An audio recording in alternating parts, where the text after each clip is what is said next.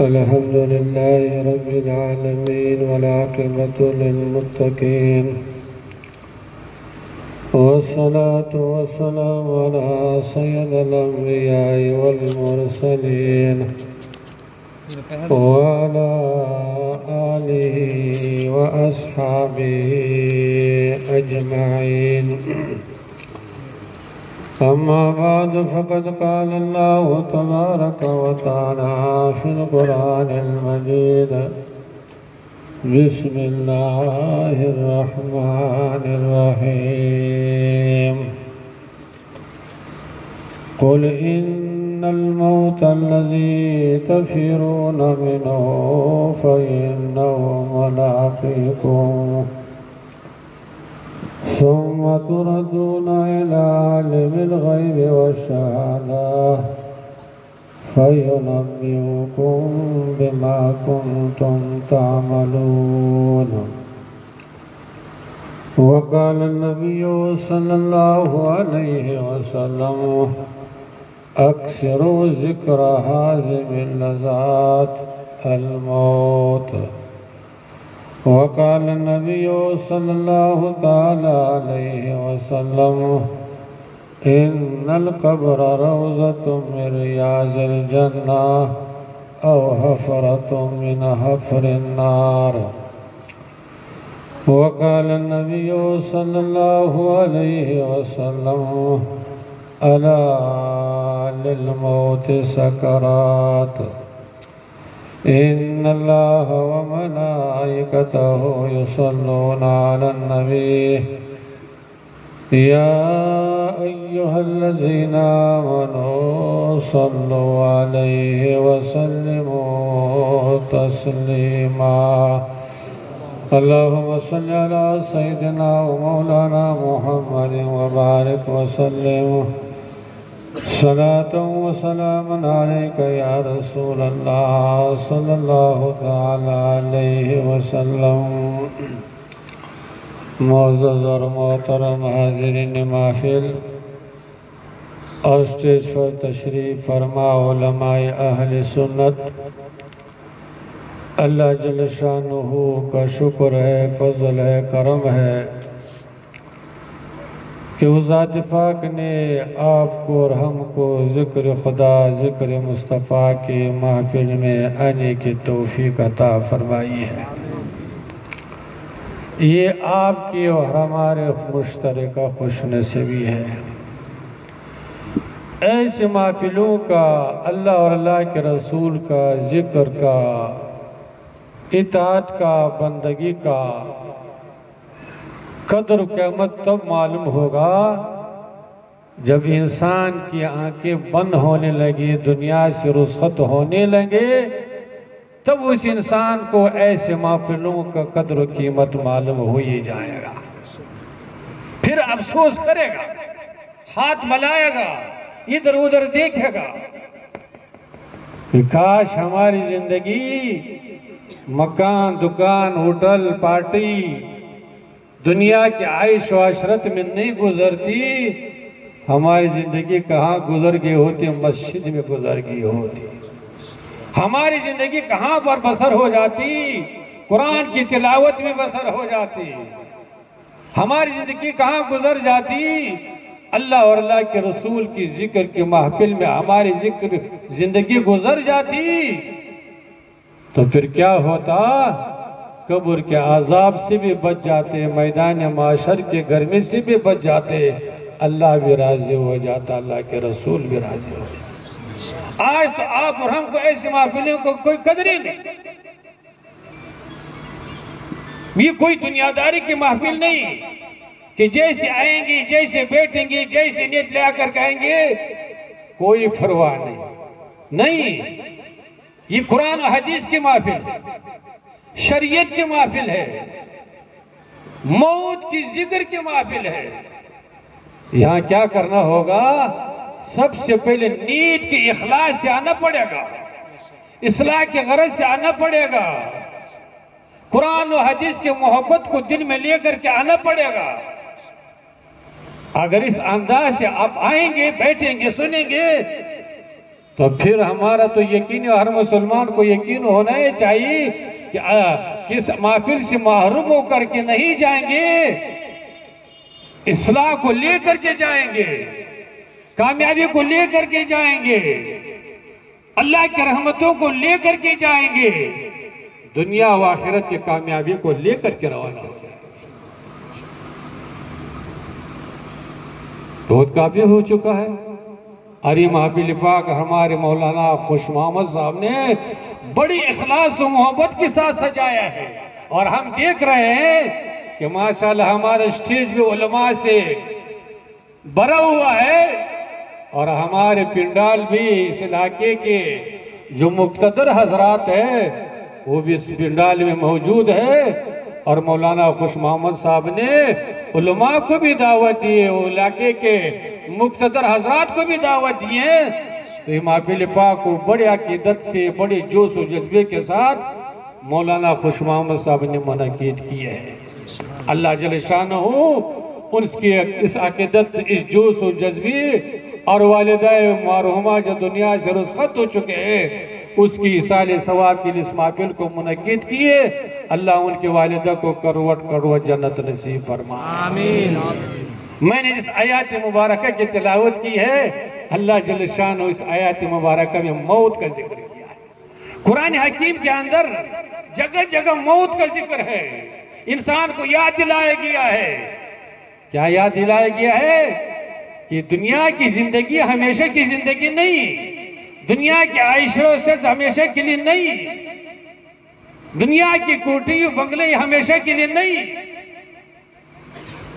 بلکہ کیا ہے؟ بلکہ قرآن حکیم میں ارشاد فرمائے کہ دنیا کی زندگی ایک مختصر قلیل زندگی، 60 سال 70 80 سال کی زندگی ہے، اور یہ زندگی کتنا اہم ہے، کتنا مقدس ہے۔ کاش مسلمان اس زندگی کی اہمیت اور مقدسیت کو سمجھ رہے ہو، کتنا مقدس یہ زندگی کہ اس زندگی پر جنت و دوزخ کا دار و مدار ہے، قبر کی کامیابی کا دار و مدار اسی زندگی پر ہے، میدان محشر کی کامیابی اور ناکامی کا دار و مدار اسی پر ہے، اللہ اور اللہ کے رسول کی رضا اور ناراضی کا دار و مدار اسی زندگی پر ہے۔ کیا مطلب؟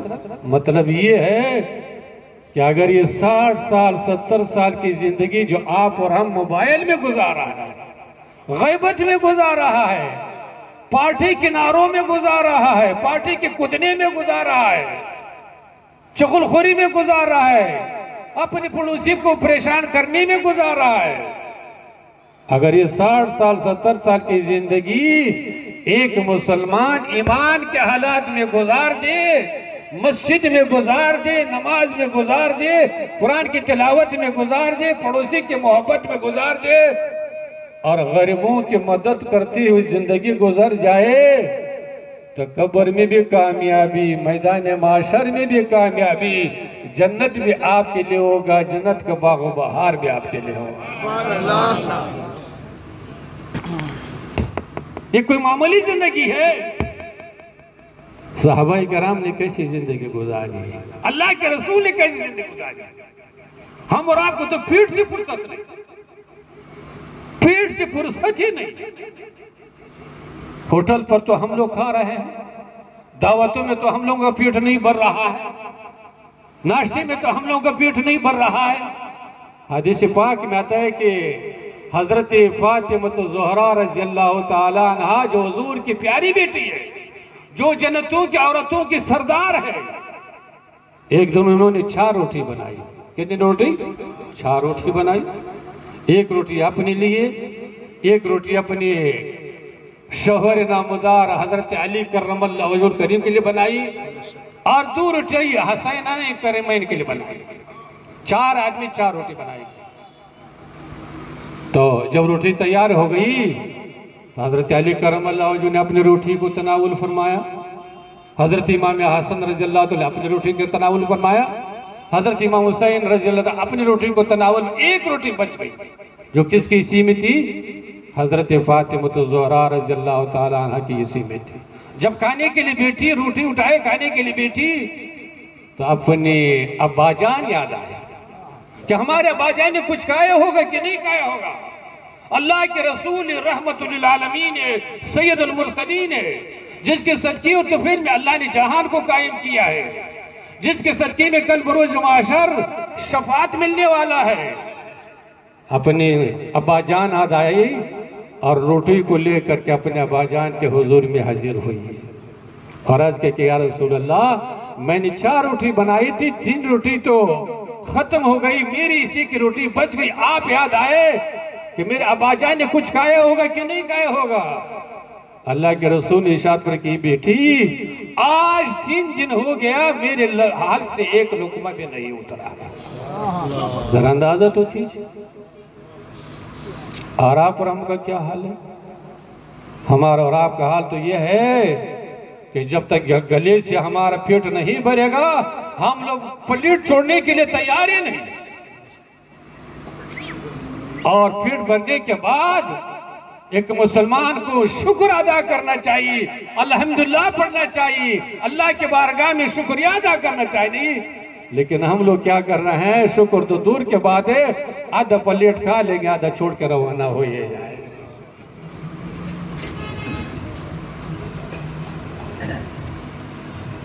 مسلمانوں کچھ احساس کرو۔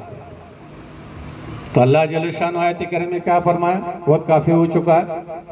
اللہ جل شانہ ارشاد فرماتا ہے موت کا ذکر کرتے ہوئے، کل اے محبوب اپنی امتیوں سے بتا دیجیے، اپنی امت کو خبردار کر دیجیے۔ کس بات سے خبردار کر دیجیے؟ ان الموت الذی تفرون منہ فانہ ملاقکم۔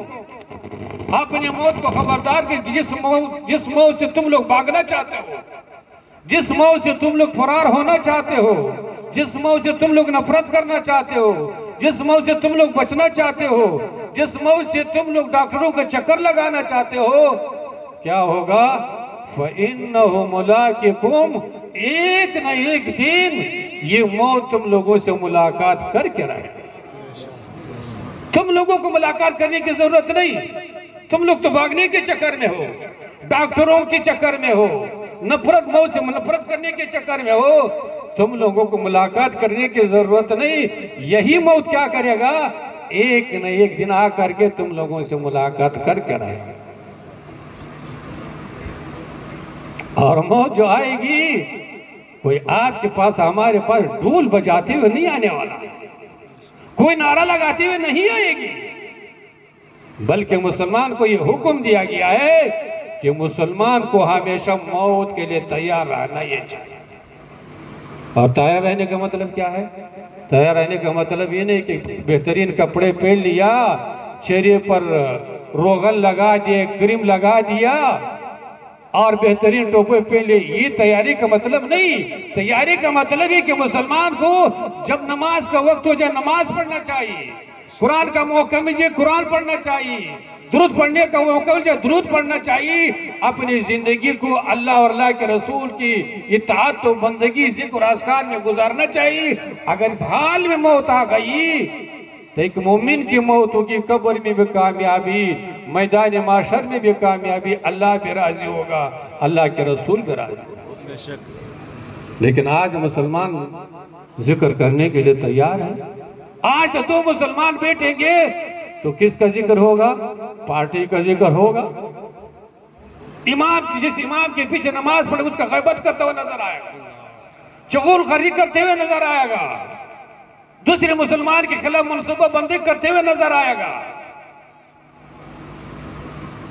آج کے مسلمان کو تو نماز جیسے اہم عبادت پڑھنے کا بھی فرصت نہیں، شوق و جذبہ ہی نہیں۔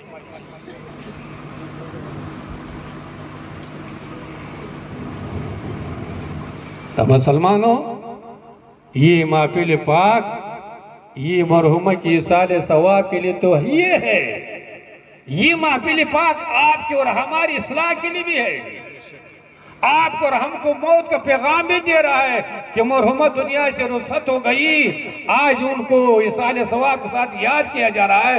کل ایسے دن آنے والا ہے کہ ہم لوگ بھی اس دنیا سے کیا کریں گے؟ دنیا میں خالی ہاتھ آیا، دنیا سے خالی ہاتھ اٹھ کر کے جانا یہ پڑے گا۔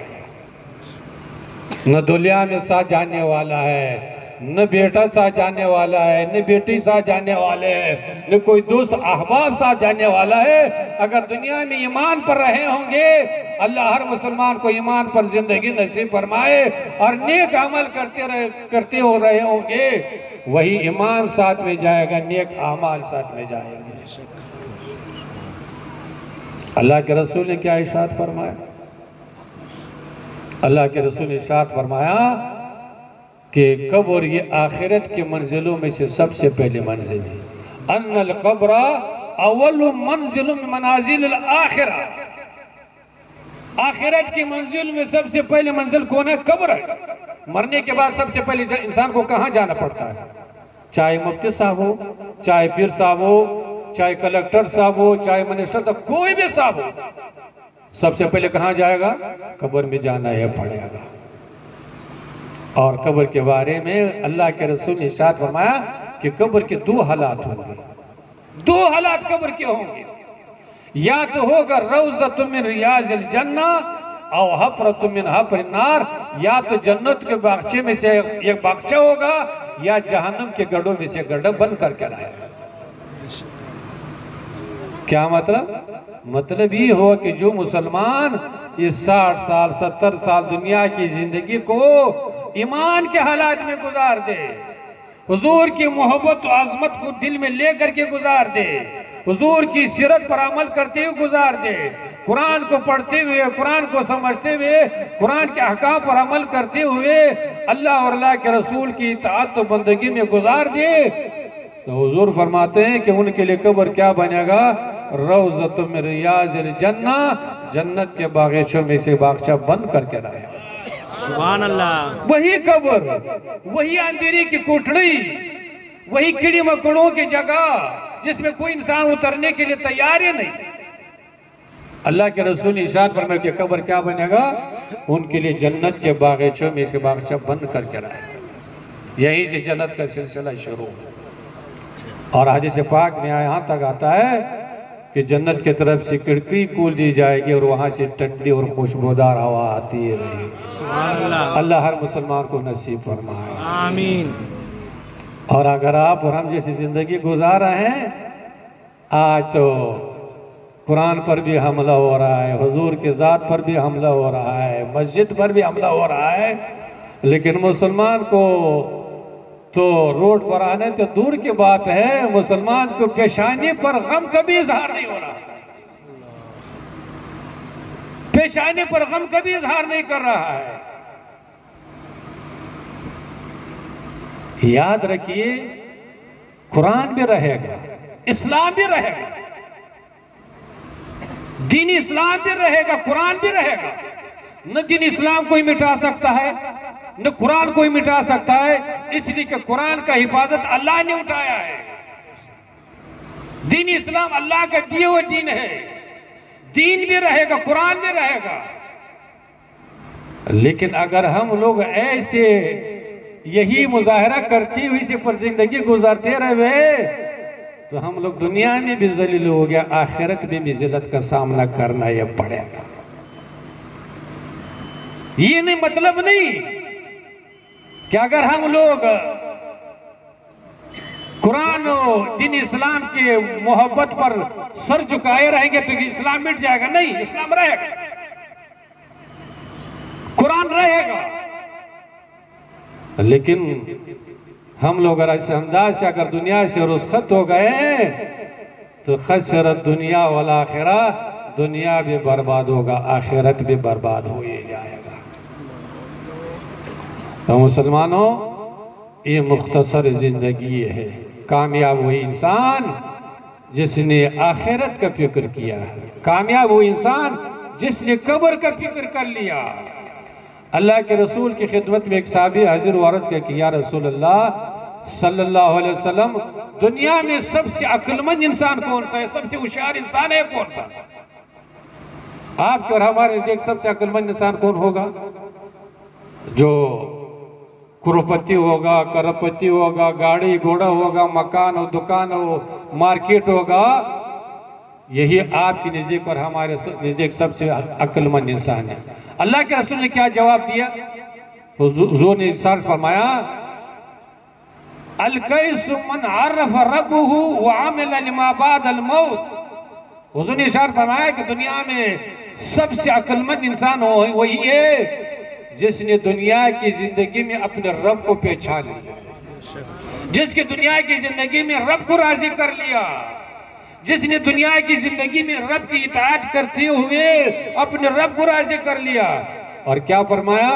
وَعَمِلَ لِمَا بَعْدَ الْمَوْتِ، اور جس نے دنیا کی زندگی میں موت کی تیاری کر لیا، قبر کی تیاری کر لیا، میدان محشر کی گرمی سے بچنے کی تیاری کر لیا، جہنم سے بچنے کی تیاری کر لیا، وہ دنیا میں سب سے عقل مند، سب سے ہوشیار انسان ہے۔